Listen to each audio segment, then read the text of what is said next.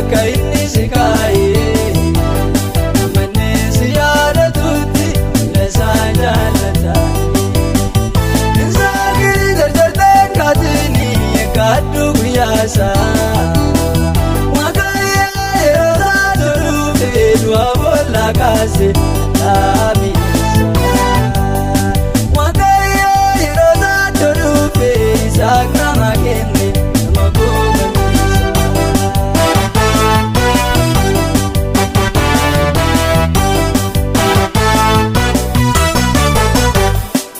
waaqayyo akka dubbateettu sarayyuu yaadate wagguma dubbatee sanaatti mucaashii dhablaate waaqayyo waan dubbateen gaafu atumtee gimaalee dachaadhaan si eebbisa harka guutamaalee deemini bakka inni si kaayee bakka inni si kaayee amanee si yaadatutti lesaa jaalataa insaakiri jarjartee kaatini eekadhu guyyaasaa waaqayyo yeroo taatu dhufee du'a boolla kaase dhaabiinsaa waaqayyo yeroo taatu dhufee isaak nama kenne nama gogameessaa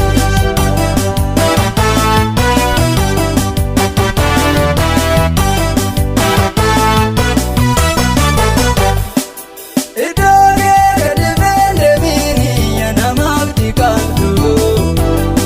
yeroo kaate sachuu mataa'ii gooftaa kee eeggadhu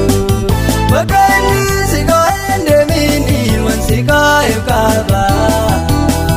guyyaa isaa tolchumaatti dhufee mataa kee ol si qaba deemini bakka inni si kaa'ee bakka inni si kaa'ee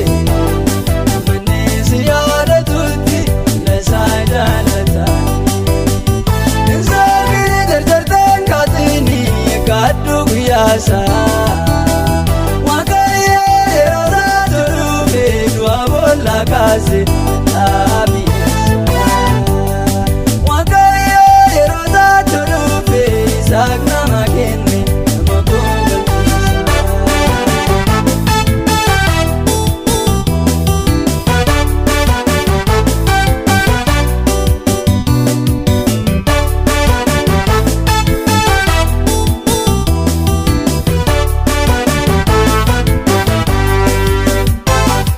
adaa'ee nafu jireenyi kee wangisi miisa gatamtee dhoonirraan batamtu gooftaan ol si baasa waaqayyo nama laaleen darbu lafa rakkinaatti rakkoon kee ammumaa waaqayyo ijaan si miillatutti deemini bakka inni si kaayee bakka inni si kaayee amanee si yaadatutti lesaa jaalataa insaakiri jarjartee kaatini eekadhu guyyaasaa waaqayyo yeroo taatu dhufee du'a boolla kaase dhaabiinsaa waaqayyo yeroo taatu dhufee isaak nama kenne nama gogameessaa